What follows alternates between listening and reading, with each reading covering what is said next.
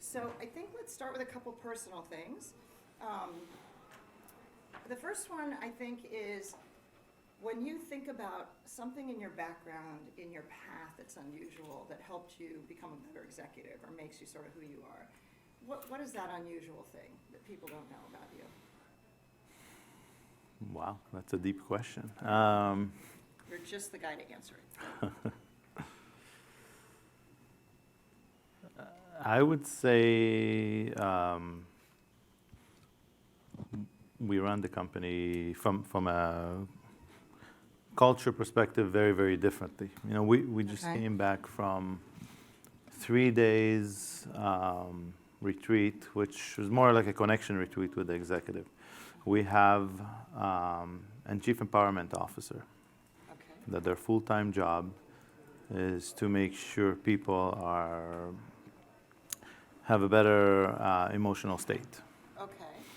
Does that come from your background? So the query is about your background and your unique upbringing. Does that connection, that priority on connection between your executives come from something in your background? I don't know if it's anything specific about my background, but this is the way I've always been. So that's something that's, the human connection has always been very, very important to me. And always brought it to the company level, and we're really, really pushing the envelope now with it because at the time that people are, like other companies are trimming down their force and cutting down on expenses, we're investing more in our people. Okay. We're actually still expanding, but investing more in our people for a number of reasons. We want to have a better world out there, so better people, but also for selfish reasons. People that are in a better state of mind, happier, motivated, are definitely doing a much, much better job than people who are stressed, unhappy, not as good state of mind. So. Has COVID had a huge negative impact on your staff, do you think? Yes. Yeah, I think it has. I think it's... Definitely. I think when people are used to going out and seeing, their peers on a regular basis, and all of a sudden they stay home for a couple of years, and it affects their emotional state. That was one of the reasons we brought in this role. So there's sort of this consensus that people are more productive when they're home and off-site. Do you not agree with that then? Not at all. No, you think the it's opposite. isolating? I think it's the opposite, to be honest.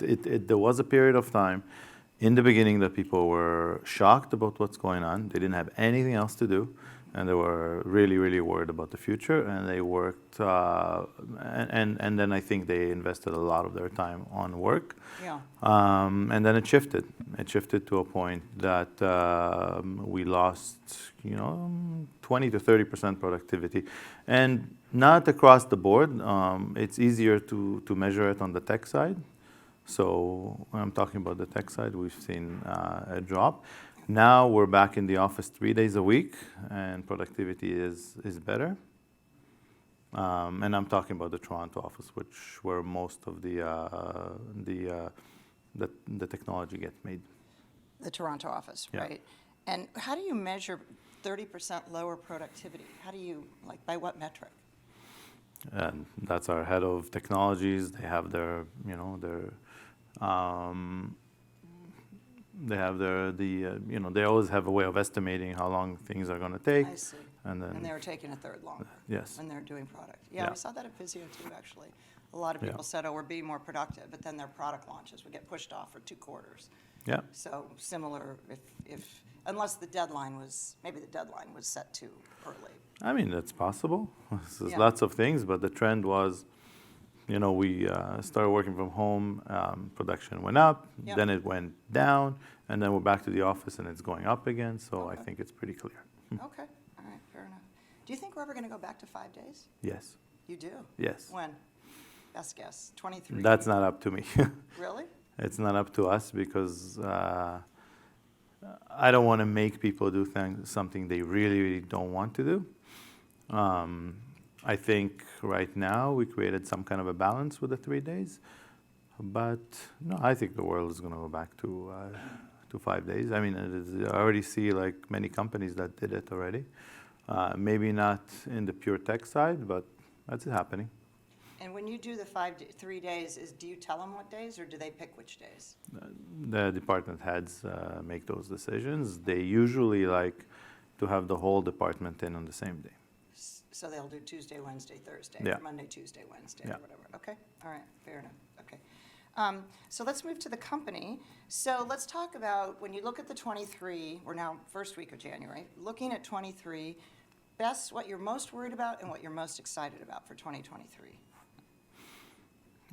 Most excited about illumin self-serve. Okay. Of course. This is the third year in a row I've heard this, but okay, Yes. fair enough. No, I said illumin in the past. You thought illumin for That's me means true. illumin self-serve. That's true. It's a fair, okay, so. So now we're talking the same language. Okay, Definitely yeah, illumin talking the same self-serve. language. And honestly, it was frustrating to me that 2 years ago we launched illumin, or a little bit more than that. And our intention was self-serve too, but the DNA of our org was managed. And as much as I tried to change the DNA, it didn't happen overnight. But about 6 months ago, we brought in Nadeem, who's our head of sales now. He comes in from Salesforce, with experience of selling SaaS. And boy, is he making changes, and the DNA of the organization is shifting big time. And we're already seeing great results. We can't talk about Q4 yet, but you're seeing the Q3 numbers, you're seeing the Q2 numbers. Like the number of self-serve illumin is growing. And it's important from a business perspective, but also from a product perspective, because we need that feedback from customers about the product. And the more customers we have using it, the more we get feedback, the more we make it better, the more we expand on it. So we are in a much better place now than we were 2 years ago from a product perspective into self-serve. We had the benefit of our own team using it. They're our biggest customers it's managed, but self-serve for us, to get a lot of that feedback. And now we introduced the concept of multi-year guaranteed contract. So something that's not so common in our industry, and when customers sign up for 2 or 3 year contract, and they have minimum guarantees, meaning that if they don't spend their money, they still pay for it. So we introduced that concept, and early days, hopefully in the next few quarters we can report on how successful that is, but I think it's starting to look good. Okay, so we need to slow this down. So illumin is a product they have. So in ad tech, there's something called managed service, which typically gets like a 30% fee, and then self-serve typically gets round numbers, a 15% fee. Acuity Ads is a pure play DSP, which is a demand-side platform. They introduced this really innovative product called illumin, and I'm going to ask you now to tell them why he's very proud of this product, and it's very cool when he demos it. I'm going to have Tal tell you why illumin is unique in all of the DSPs in ad tech, but I'm also going to have the reason we're fighting right here about managed service versus self-service is because self-service, Wall Street gives a higher multiple because it requires less people. Managed service means the client sends you a piece of paper, an insertion order, and then his team, his employees execute it. So we hate managed service, but the only thing I'd say is Acuity Ads gets much higher fees on managed service than normal people. So, and I think your fees on illumin self-serve are probably industry standard, around 15%, right? It depends on the contract. It could go up to 30. Even on self-service? Yes, okay. absolutely. Well, both of his fees are higher than average. Yeah. So the point is, I think Wall Street, including myself in print, has been screaming at him to do more self-service with this awesome illumin product. But the problem is it puts downward pressure on your revenue. Because if you brought in those clients managed service, they're like 30, 40% fees. And when he signs up self-service, he's getting 15% fees or 20. So why don't you explain the illumin product and then address that issue that I just brought up, which is, does this slow your revenue growth in 23 because you're going to be adding self-service? But first they need to understand illumin because it's very cool. And to add to why I think self-serve is more valuable, it's also the retention rate is close to 100%, much higher. Obviously there's... And that's client retention rate. Client retention rate.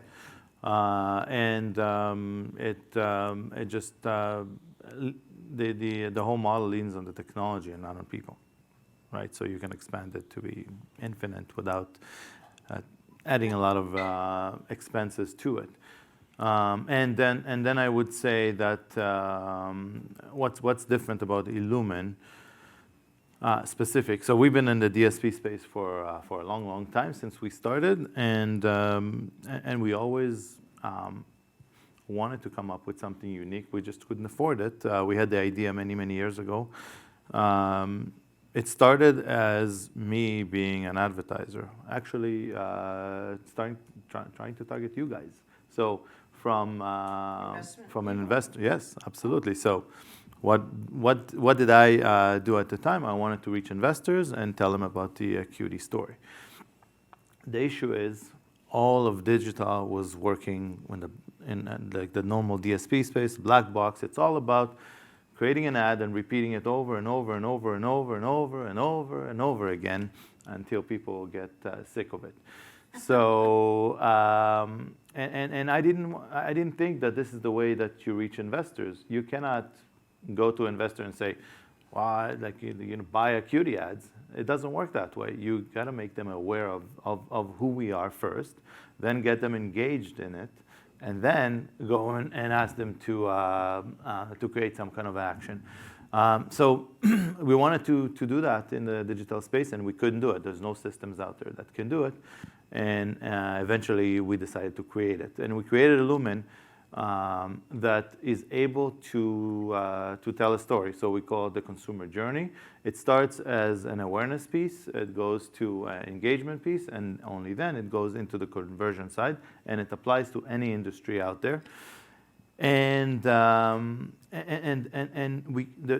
we've done it in a way that's very graphical. So it's not like, think about older DSPs as Excel files, line items, and illumin starts as a canvas, a white canvas, and you just start dragging and dropping your creatives into it. You arrange them in the order that people want to see them. You say how many times you want them to see it, and you decide when do they move from engagement to from awareness to engagement to conversion. You create different messages along the way, and you measure it very accurately. And then we decided to add things that are not programmatic, so step outside the DSP realm, which we haven't done yet, but it's on the books for the end of Q2. End of Q2, we will have social and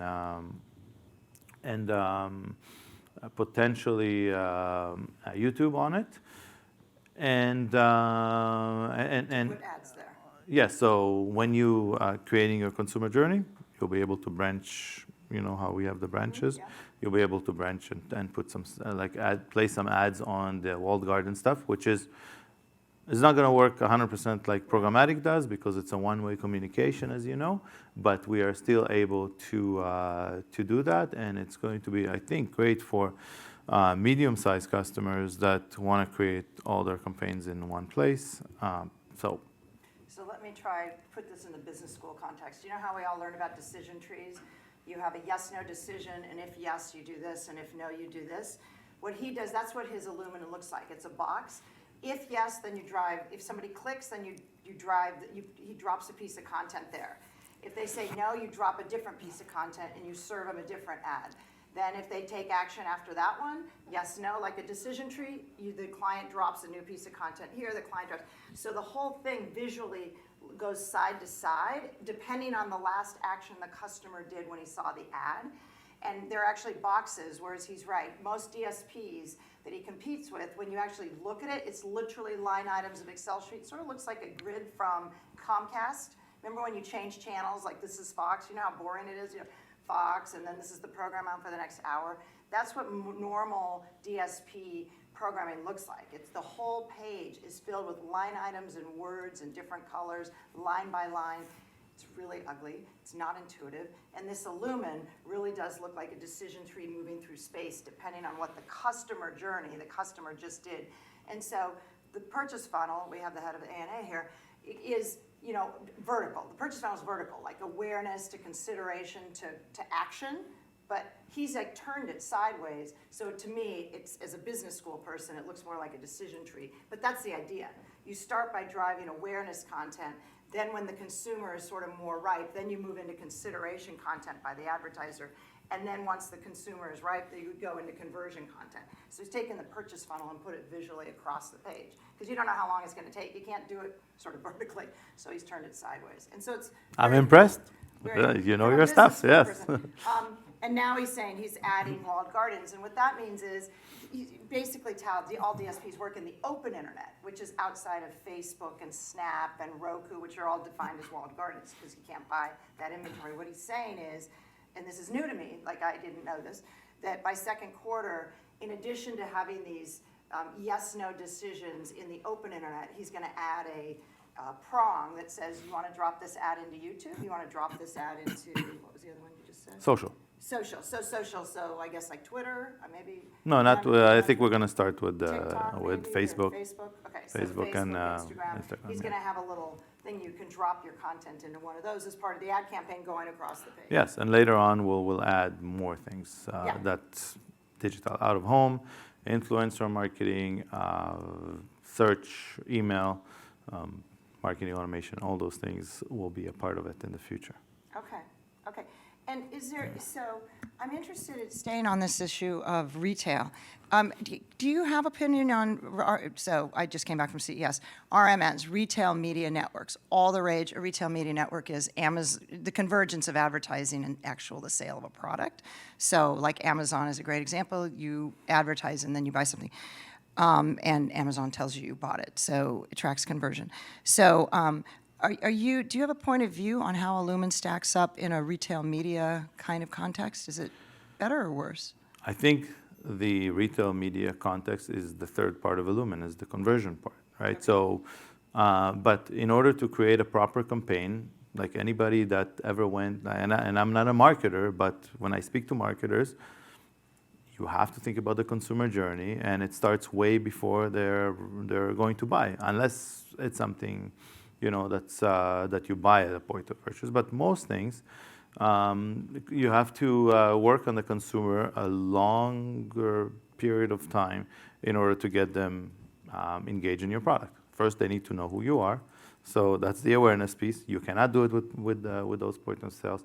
And the engagement piece, same thing. You cannot do it there. So if you're doing a good job on the awareness and the engagement, and then one of your of ways of getting the conversions will be at the cash register, which is, could be what that is for them. And then I think it could work well with it. But at the end of the day, you need to do your complete consumer journey. So when you're thinking about adding the walled gardens, Yeah. are your customers demanding that? Is that why you're adding those? Yes, They're definitely they're asking for it. And they're specifically asking for Facebook and YouTube, not TikTok, huh? Well, they're asking for everything. They want everything. They want to do everything from one system. I mean, imagine, we show illumin to marketers. The reaction is, oh my God, this is like the holy grail for us, because we're doing this now in many different systems and trying to manage it and make sense of it in Excel files, and we cannot even do it the way we want to do it. So it's all a hack what they're doing today. So I showed you the video of some customers that are just seeing it for the first time and saying, well, you're solving a huge problem for us. So we do think that illumin is changing the world of advertising, and it takes time to add all those components to it. And obviously we started with programmatic because this is where we make money, and it's hard, like on social, really we cannot make a lot of money on, but it just completes the circle. Then why do it? If you can't make money at it, why do it? Because if you provide the marketers the solutions, the holy grail solution for them, they're going to use you more for programmatic. Okay. When they're going to use you more. And one of my questions is, I think we have an illusion in Wall Street that if you're the CEO and you introduce a product that you want to be self-service, the notion that salesmen are just going to ignore you and do managed service because they get a higher commission because you get a bigger fee. Yeah. Like, we don't get, like, usually we don't think a CEO doesn't have the power to change. I didn't think that too, so. Yeah, you're learning too. Wall Street agreed with you. I thought we're going to introduce it and create the right structure in place. But look, it's people, so we're going back to people skills. People are it's not easy for people to change. Can't you just fire them? I mean, we could, but we still have a business that's thriving and making not 30%, 50% margin. So, and it pays the bills. So, and these are people that have been loyal to the company for many years. So, we don't want to do it that way. But there's also always the concept: do we have a new sales force that's selling self-serve? Which at one point I thought that this is the way to do it, because then you create focus, but then it created friction within the company itself. So we're trying different things. Right now, the existing sales force started to see the momentum. So once the salespeople, it's very interested. They're all saying, no, we can't do it until the first one brings the first deal. Then everybody sees it, and then, wow, okay, a few other people start joining and selling more deals. And now, when I joined the self-serve pipeline, when Adim joined, I think a few weeks after, there were maybe less than 10% of our sales force on the call, and maybe 5 lines in it. The last time I joined, it was over 100 items, and most of the sales force was on the call, and everybody's excited about it. And they're not just talking about the pipelines; they're talking about, okay, we closed this deal, and people are buying self-serve. Definitely. Maybe they figured out the code. Maybe the new guy sort of showed him the sales play that gets conversion into commission. It's all of it. I mean, we invested more in, like we've done a lot of investment in organization last year, right? So from bringing in a COO to new marketing lead, product lead. So all those things are definitely helping, and just really realigning the executive team around that goal. Okay, so now let's address my point.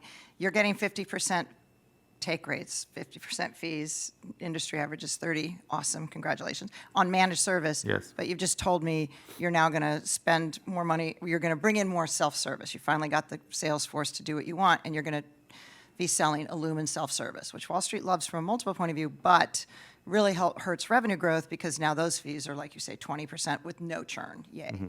My question is, does that mean that you're going to have sort of a very anemic growth year because I've got 20%? You have to grow, actually you have to add twice as many customers at a 20% take rate than you did at a 50% take rate. You're talking about like revenue momentum. Yeah, revenue. You're talking about net revenue. So we, on our agenda this year is to maintain managed service revenue and to grow self-serve. So that will grow revenue in general. But you get the same revenue growth, you have to add twice as many clients. Absolutely, At half the fee. Okay. Yes. Okay, fair enough. But the idea is that the growth is it's just I hate this word, compounded. I think is so every month we add new self-serve clients, and we have the existing self-serve clients we added last month. So the revenue grows like steps every month.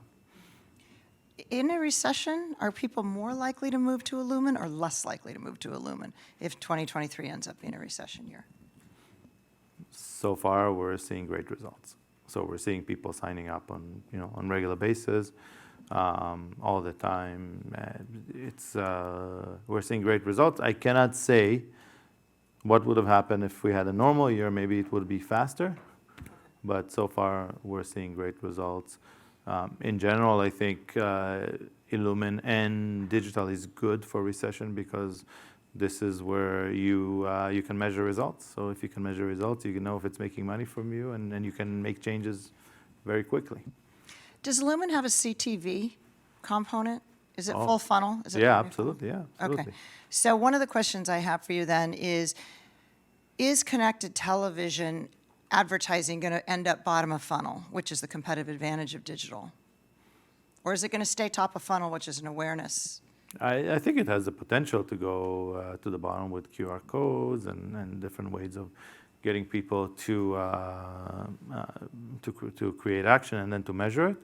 So it definitely has the potential. I'm starting to see more and more technologies that are going that way, that we are integrating or thinking about integrating with. So it definitely has the potential to do that, and I think it makes sense for it to be that way, but it has to be supported by other things. Okay. Let me turn to questions. Are there any questions from the audience before I keep going? Yes, sir. If you could help me understand, like, what is the length of the customer, and is there like a minimum contract, like 1 year, 3 years, 5 years? On self-serve or managed? So let me address both. Oh, yeah. So that's one of the reasons we like to move to self-serve. Manage is short-term contracts. So it could be 60 days, it could be 90 days, it could be a year, but it's campaign by campaign. A lot of times you kind of have to fight for the renewals all the time. You know, it's a relationship base. You pay a lot of commission to salespeople. So that's part of the other reason why we like self-serve. Self-serve, we started it as an annual contract without minimum guarantees, which means customer gets, at the end of the day, signs a contract. He has access to the system, logs in, and start creating their ad campaigns. They could spend $100,000, $1 million, $2 million, whatever they choose to spend. And generally speaking, they spend more when they see better results from an ROI perspective. So that's why it's very important to have. We haven't addressed the algorithm. That's the backbone that Acuity was built on. One of our founders, Dr. Nathan McCoos, with a PhD in AI, and we built the AI system to deliver positive ROI for clients. So the better ROI you get as a client, the more you're going to use the system, the more you're going to spend on it, the more money we make. And second part is, like, have the unit economics of these customers stabilized to some number, or it's too difficult to say how much they will spend and what you will make, like, or is Well, it depends. Okay, so it depends on the advertiser. It could be an advertiser that spends $100 million a year, so they'll give a certain percentage to programmatic, and within that, we try to capture, obviously, as much as possible in illumin. And you have, on the other spectrum, like pizza stores that would spend $100 a month on advertising, which we don't deal with today. It's not our business today. We go to the mid. Our focus is on mid-size advertisers today, and we have a lot of business also happening with the large advertisers. But that's our focus. I think the small side business is a complete white space that nobody cracked yet, and I would like to get to it one day. But you need to be totally automated because it can't use people. Absolutely, the whole process of. So what we do, the way we do it now, we have salespeople selling campaigns. Yeah. We cannot do that anymore. It has to sell itself. It has to be like a CPA model, cost per acquisition model, that people come in, sign up, use their credit card. Learn everything themselves and teach themselves. Yes, and the characteristics of illumin are there because it's so easy to use and intuitive. It still needs to be brought down to be even more simple, but it's. I mean, you cannot. There's no way that any other system can do it because of the complexity.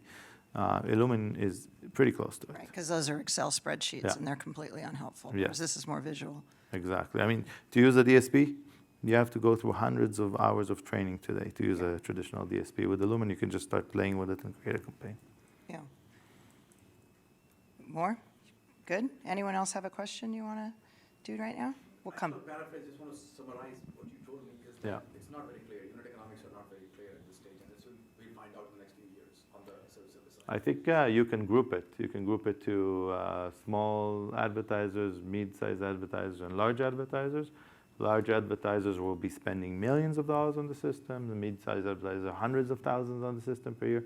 And small advertisers, maybe tens of thousands. And it's a fixed cost business, right? Because basically it's a tech stack. It's a tech business. So once they cross break even, incremental margins are typically very high.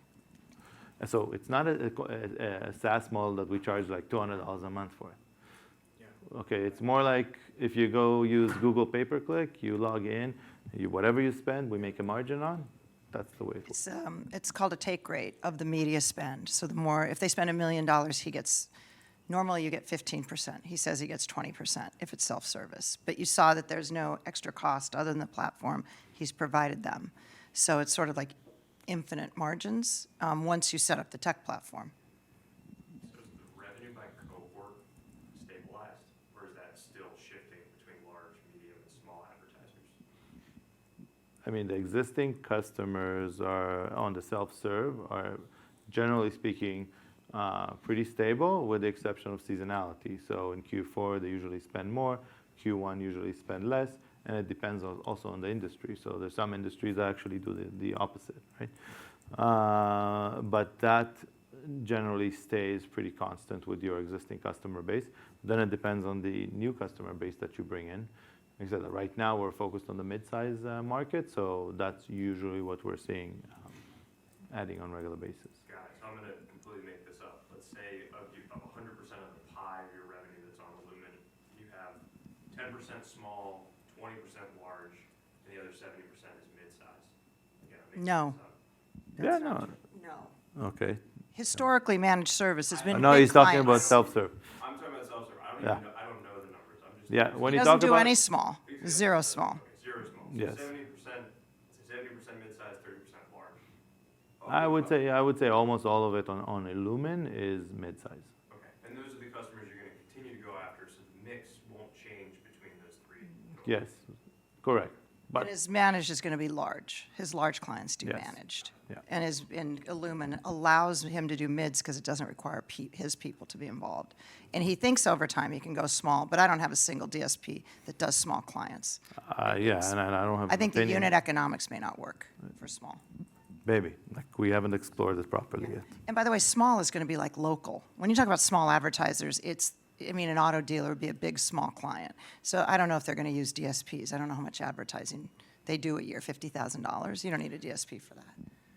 I mean, if it's not if it has all the components in it at the end of the day, if it has email marketing, it has social, have everything else, there's no reason to use anything else. There's no reason to use multiple system. Programmatic will just going to be embedded in it, but it's not going to be thought of as a DSP. Well, let's stay on DSP. So one of the controversies in the industry is you're a pure play DSP, Trade Desk is a pure play DSP, Viant is a pure play DSP, and then I cover 11 other end-to-end, where the DSP is also owning an SSP. Right. So that the fees go up, because you're controlling both the buy side and the sell side. So why, we're going to get consolidation in the industry, that's sort of the general consensus. Why is being a pure play DSP better than having an end-to-end DSP and SSP, which is a sell side? You care about the advertisers the most. So you want to bring in the highest ROI to the advertiser.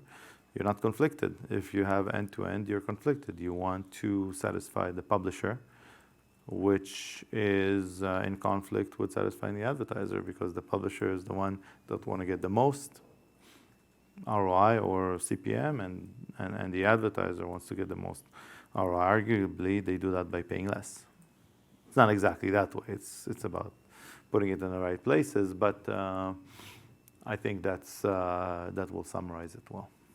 Okay, I get that that's a marketing thing, but if you're running a business and you're only getting 15% because you're a pure play DSP, the minute you own an SSP, you get the other 15%. So you'd get a 30%. You can give a discount and get 22%.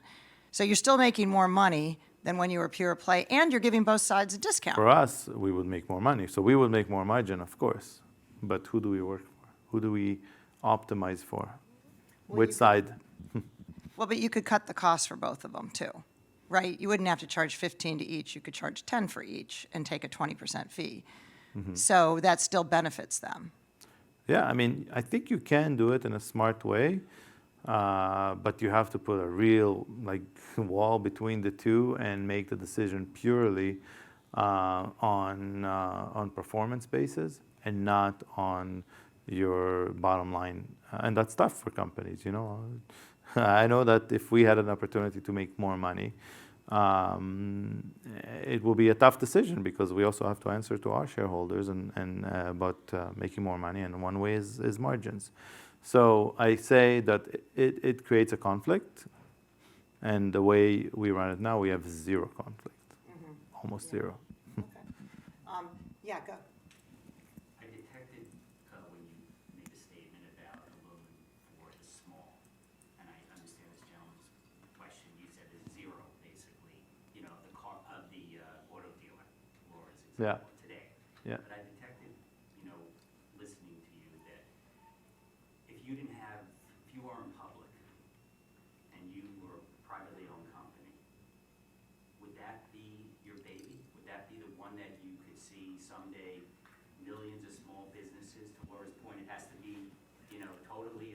DIY kind of, use for those, but it seems like if you're a DSP, and there's so many DSPs in the world, you're Yeah. publicly traded, it seemed that a little bit of your vision was coming out, like that's something that you would probably love to just take to the moon. I think that whoever cracks this will be the next Google, right? So I would love to get to it, and it's not because we're public. We're public, but we have a lot of money in the bank, for us anyways. We have $90 million in the bank, or something we're not used to from our past lives. So But you know what I mean. yeah, it's not related to the being public, it's related to focus right now. Right now, if we focus on something else, it's going to take away from what we're doing. But I would like to get to it one day, hopefully. And these mid-size advertisers are your bread and butter. Yeah, and they need it, and they're coming to us, and then they're using it, and they're happy with it, and we're cracking the formula for I think big growth in the future. And look, we're in a place that most of our competitors are losing revenue, right? They have negative growth, and we're still growing. We have positive EBITDA, we have money in the bank, and we have illumin. So I think we're in a very, very good place. For us to remove focus from what we're doing now is not right today, but I think in the future we will at least take a closer look at it and see, because it is something tough to crack. It's hard to spend $50 a month on programmatic, but I think it's possible to create a system that makes it easy. More questions from the audience? Yeah, go. All these, I've come to a few of these, are trading like cheap. So my question is, if you had to write an obituary, like, okay, we invested in this but didn't work out, what would we say, like, post-mortem, either you or Tal? I said we invested in illumin self-serve, and it did work out, and it is working out. It just Slowly. slowly for her, not for me. I'm happy with it now. I'm happy with it now. Last year it was, I would say, slowly. Look, we will be able to share more SaaS types metrics this year, because right now what we used to do is look at deal and deal sizes and what's the likelihood of closing. And today we're starting to track completely different things. We're starting to track pipe, and then conversion to demo, and then demo conversion to contract, and contract conversion to activation. And when we have all these things, and plus either the lifetime value of the client or the average spend per year per client, and we figure out what the cost to bring in a client is, then we can just throw more and more money on it and grow much, much faster. So we're just in the process of doing that. We're tracking those things. We're seeing the results. I think I had a commitment for you for this year for self-serve revenue, right? Remind me. Remind me, David. What was it? I think it was 15 million. I'm sure you told me on a public call. Yes, and you you asked me, can I print that? And I said yes. Okay. You were very excited about it because you didn't believe me. So We'll see. we will. We'll see. The sales force of yours. I don't know about that. Let's talk about costs. One thing, yeah, and then Bill, I'll go to you. Costs. You have a commitment to lower costs this year. Am I remembering that right? No. No, I don't have a commitment to lower Yes, costs. Okay, we're so that's why I put it yeah. on the chart. Okay, so my cost outlook, is that because we're taking people from Amazon and Apple and Google, these people that are laying off?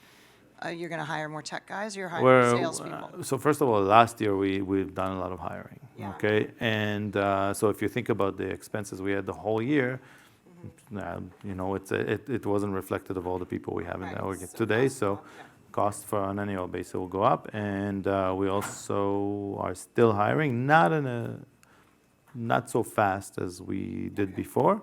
It was also challenging to get people last year, and it's easier this year. So More cost growth this year. yeah, more cost growth responsibly. So not burning any of our cash. Okay, Bill. So hey Tal, I'm Bill Duggan, I'm with A&A, we represent the client-side marketers. So as you obviously know, the programmatic supply chain is murky, complex. An advertiser spends $1, maybe 50 cents gets to the publisher, and then after fraud and brand safety, maybe 25% of that results in an impression seen by the consumer. So there's everybody in the middle taking their nickels and dimes and many adding value, I'm sure you guys are. So with that as background, what advice would you have to advertisers to optimize that spend so that when they spend $1, a few more pennies or nickels result in impressions seen by the consumer? My advice is to look at the ROI, not at the spend. So measure your ROI. So not everybody can measure ROI 100% of it, but I think most companies by now can measure ROI. And if not, they can at least measure signals of an ROI. So if you're a car manufacturer or a dealer, you typically don't sell a car online, so it's really hard to get the exact ROI. But maybe you would book appointments or test drives, and you know what the ROI you're looking for.